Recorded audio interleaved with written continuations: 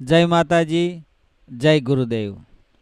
શું મિત્રો, તમારું જે બાળક છે એ વારંવાર રડ્યા કરે છે, કજિયો કરે છે અથવા તે ચીડિયાપણો કરે છે, તો તમે તમારા બાળકને તમે જાતે નજર ઉતારી શકો છો.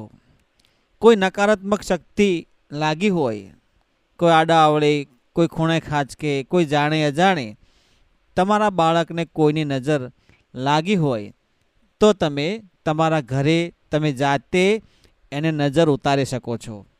નજર લાગે ને એટલે બાળક એકદમ કેવું થઈ જાય કે તમને ન ગમે અને બાળકને એવું લાગે આમ ચીડિયાપણું, કોઈ એને શરીર તંદુરસ્ત ના રહે, આંખોમાં પાણી આવે, આંખોના પાપણ બહુ મોટા મોટા થઈ જાય, તાવ, તરીઓ, હાડકામાં તાવ, એને આવું બધું નાનું મોટું કંઈ ને કંઈ થતું હોય છે.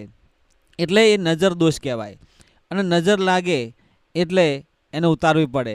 જો તમે દવાખાને જાઓ તો એને દવા તો આપે ડૉક્ટર, થોડી વાર મટે, પાછું હતું એવું ને એવું ઝાડા, ઉલટી, તાવ, તરીઓ, ચીડિયાપણું, કજિયો, આ બધી રીતે હેરાન પરેશાન તમે થાકી જાઓ.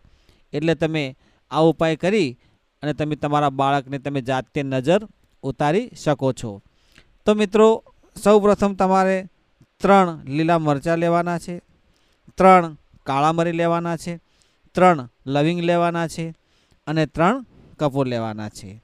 આ વસ્તુ તમે લઈ અને એક માટીનો કોડાયું હોય એમાં દીવો સળગાવવાનો છે અને એ દીવામાં આ બધી વસ્તુ તે બાળક ઉપર માથા ઉપર 3 વખત ફેરવી અને એમાં સળગાવી દેવાનું છે. સળગાવી દઈ તમે એ રાખ થાય એને તમે કોઈ બહારના તમારા ગામના ભાગ હોય અથવા સિટીમાં રહેતા હોય તો ગટરના ભાગમાં એને ફેંકી દેવાની છે. પછી જો તમારું બાળક હસતું, રમતું, ખેલતું, કિલકિલાટ, તંદુરસ્ત થઈ જશે.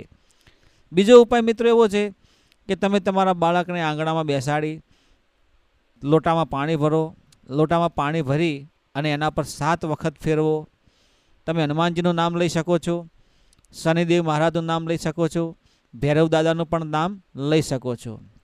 એટલે આ ફેરવી એના માથા પર લોટો ફેરવી અને સફેદ કાપડ હોય રૂમાલ એમાં બાંધી અને એ લોટાને ઊંધો બાંધી દેવાનો છે, ઊંધો ટીંગાડી દેવાનો છે. એક પણ પાણી અંદરથી ટપકશે નહીં તો સમજી જવાનું કે નજર લાગી છે અને નજર હવે દૂર થઈ જશે. મિત્રો, આ વિડીયો તમે કયા ગામ, તાલુકા, જિલ્લા, શહેરમાંથી જોવો છો તે કોમેન્ટ બોક્સમાં જરૂર જણાવજો. જય ગુરુદેવ, જય માતાજી.